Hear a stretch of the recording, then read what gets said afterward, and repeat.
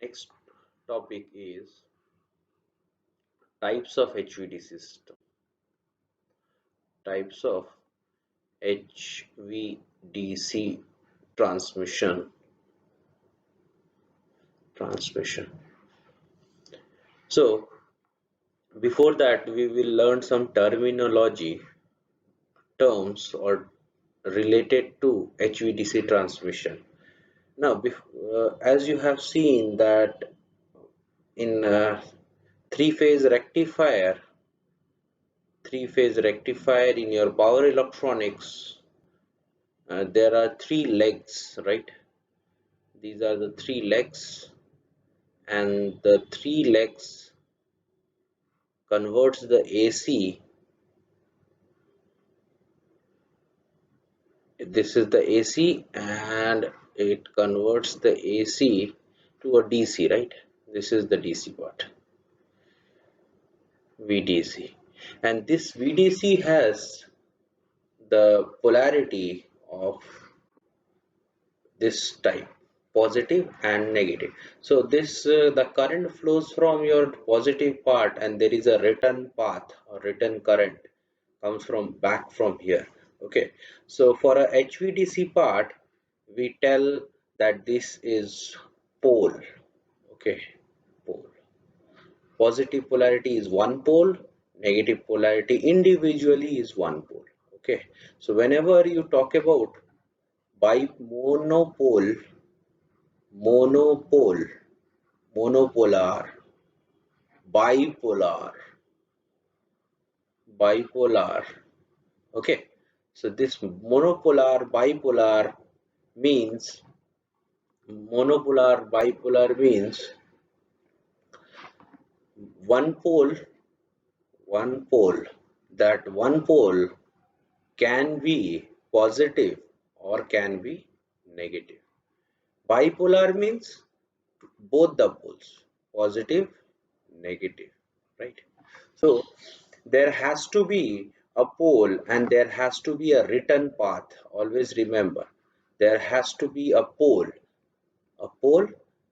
and a return path. So this is a return path. The return path is generally made from grounding, grounding, or through C route. Actually, this type of systems are started in submarines. Okay, submarines started in submarines, and that uh, basically this HVDC power transmission in there. Okay, most of the applications, but right now it has in the past few decades it has been applied in. It has started in submarines power supply, but right now it is been applied in your transmission systems also. Okay, so that's why monopolar means positive. Now we'll discuss one more term, that is your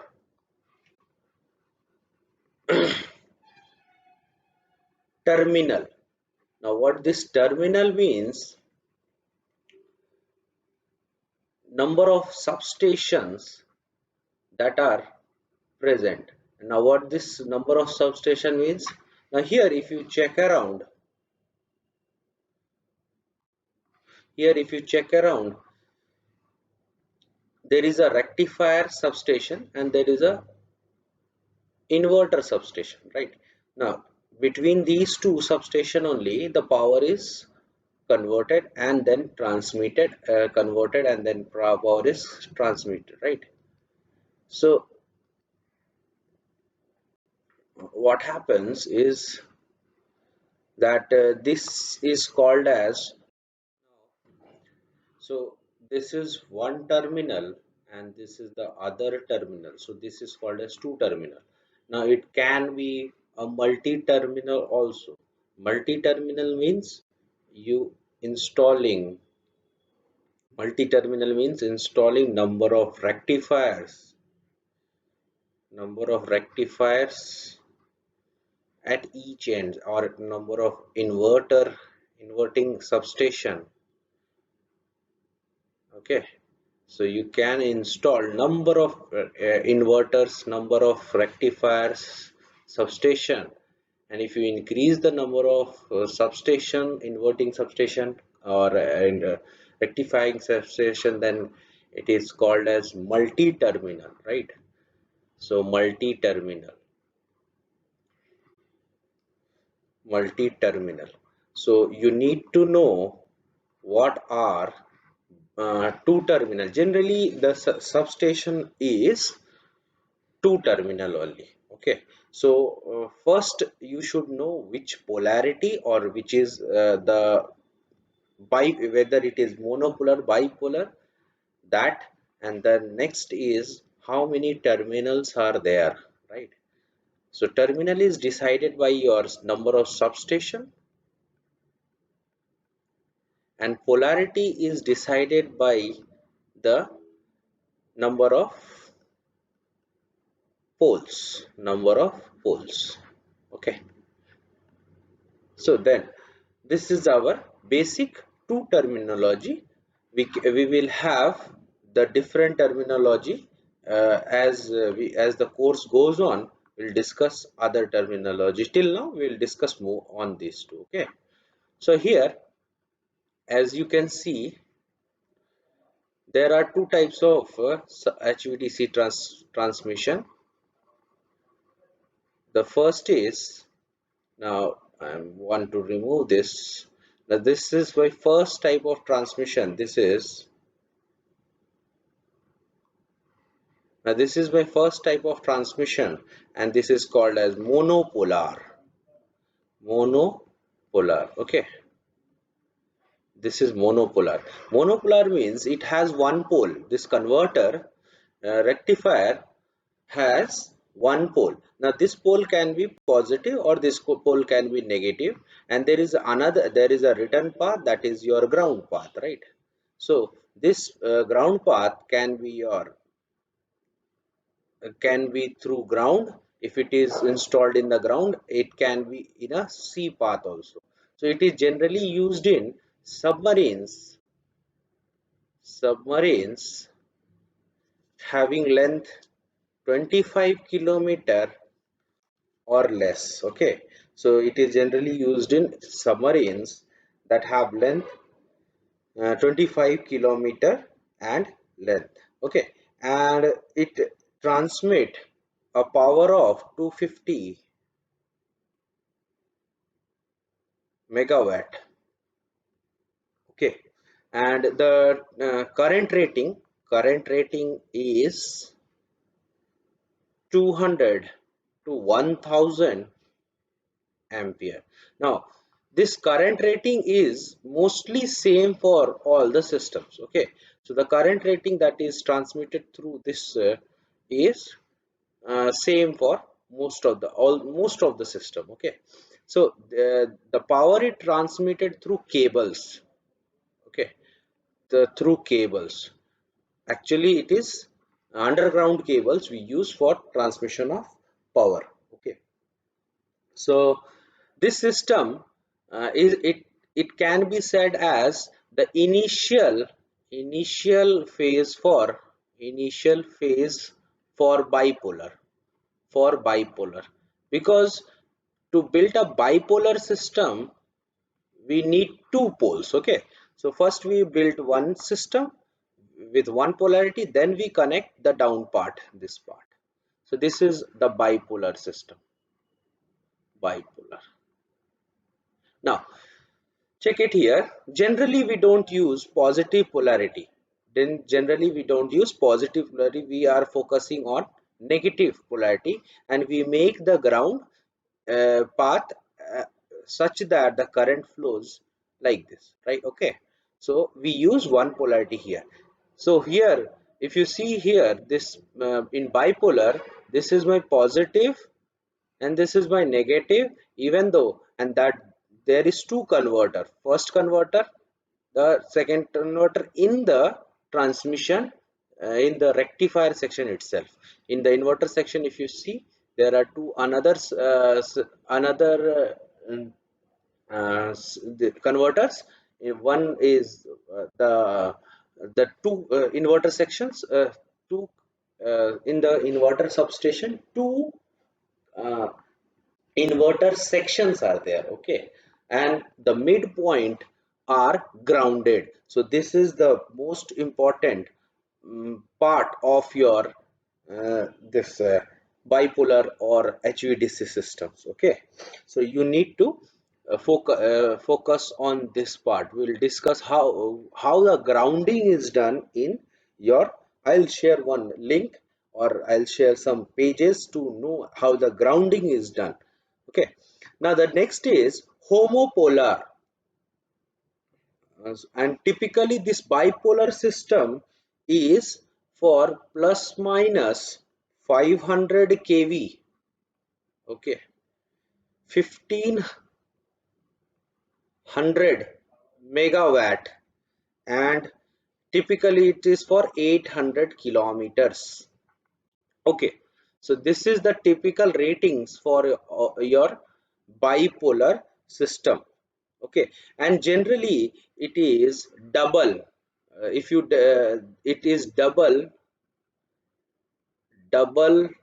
of monopolar. So if you develop, I told you that this is the initial phase for your bipolar, okay. Now once you develop the first polar, this one, this is your monopolar. Now if you develop this initial system, just you need to double that. So the whole overall capacity of the system of a bipolar system gets doubled, okay. So that's why generally if you have to convert a monopolar system to a bipolar system, the power range just gets doubled, okay. So that's the advantage of a bipolar, okay. So initial cost of your monopolar is quite economical, but to take the advantage of your rectifier sections and the converter substations, you need to go for, it's better to go for bipolar system, okay. Now there is one more system that is called as homopolar system. Homopolar means same poles, okay, homo. So by the wordings only you should understand what we are talking. Homopolar system, homopolar system. So homopolar system means same poles. Now if you are transmitting same poles, just you have to make parallel path. Parallel path means this is your suppose this is my monopolar system. Now I want to make it as a homopolar system. What I will do, I'll make one bus here and another bus here and make the system a double circuit line, just like a double circuit line. This is my homopolar system. So this is the polarity, negative polarity here also, negative polarity here also. So the what I did, this same polarity, okay. Now just have two a double circuit line, okay, double circuit line. So the advantage of this is the overall, you can say that the resistance get decreases, and then you can have it is feeding one common monopolar cable transmission, okay. So that is one of your advantage. And the insulations, okay, insulator string supporting the two homopolar lines of the conductor means what, once one bus bar here, one bus bar here, so the insulations are same for both the circuit lines, okay. So you don't have different insulations for these two circuit lines, okay. So that is the homopolar system. One more advantage of our homopolar system is that it has it protects us from faults. So if there is a fault in one circuit, one transmission line, The other transmission line is used for its operation. Okay, so that is one of the biggest advantage of your homopolar system. Okay, here also in bipolar system also that advantage persists. So if one of the transmission line is one of the poles of a transmission line has got fault, okay, so there is a power outage, so that can be given for a time being. If the fault is not cleared for the time being, it can be transmitted to the other ends. Okay, so that is one of the advantage. Okay, so now the next transmission system is your back to back back back to back HVDC system. HVDC system, back to back HVDC system. Now here, as you can see, it's basically an coupling system. Coupling system. Coupling system means you are making couple of two or conversion of two energies or two parameters at one instant. Coupling you might have heard in your machines when you convert your mechanical energy to electrical energy, there is a coupling. Okay, okay, so that's what mechanical is working at one particular frequency, the electrical is converted into another particular frequency, so you are making a coupling system. Okay, so here also in the same way, back to back HVDC system means, as you can see here, it is used for coupling to different frequency. So it can be said that if you are operating at one phase, that is the 60 hertz, and you want to operate the system at a 50 hertz, so what you do, you need to convert this 60 hertz into DC, and at the same point you invert it into a 50 hertz system. So this is basically a coupling system. Okay, so this is generally used for asynchronous synchronous synchronous interconnection. Okay, asynchronous interconnection. So that's what the basic advantage of this coupling system. So to have a linkage between two different frequency system, this is not particularly that it has to be used in a 60 hertz. It can be used for 55 hertz also, two different frequency. Okay, 55 hertz also. So just if you are doing a frequency conversion, it's back to back HVDC system is more feasible. So and the ratings of this system is plus minus 200 kV typical rating. Okay, and it operates for 400 megawatt. 400 megawatt. So this is the advantage of a back to back system. Now here if you see, the this part, the grounding is generally is done, and the return path is not provided. Okay, so this ground, what you do, the return path of your inverter ends as well as the converter ends are grounded. Okay, are grounded. Okay, so that's why the return path means the current must go from here to here, but the current does not go, current comes directly inside, right? So that's why it's the references, it's only the references. Okay, and next is the this inductor. So this inductor is your filtering a smoothing inductor reactor, smoothing DC smoothing reactor. So this is reactor, smoothing reactor. Okay, this is especially provided to smooth the, I have already discussed this smoothing reactor, what it does, that your it makes the ripple free, the DC current as ripple free. Okay, IDC, I have discussed.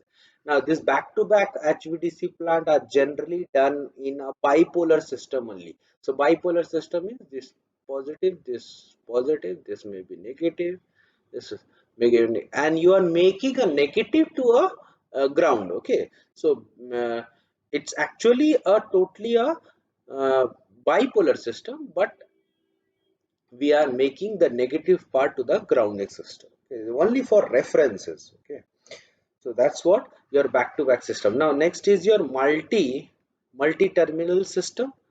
Multi-terminal system. So here, if you can check here, there are different areas, 1, 2, up to n, and each area has a substation. It can be inverter, it can be converter. It depends on whether it's consumes energy or whether it's, so if you are sending an energy, so you will operate it. So alpha will be less than 90. You will use a converter side here. So if you are using if you want to have that energy or power back to your system, so alpha will be inverted, so alpha will be greater than 90.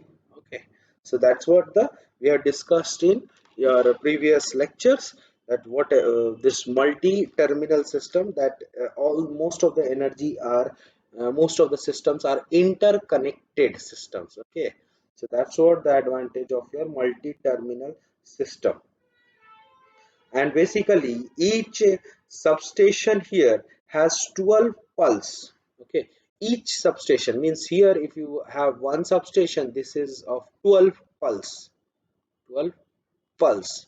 So pulse is uh, this, right? This is 12. So this, how many pulses? So this pulse for a one complete cycle has to be 12 pulse. Okay, 12 pulse cycle. When you convert a AC to DC part, right? So each cycle must have 12 pulses, right?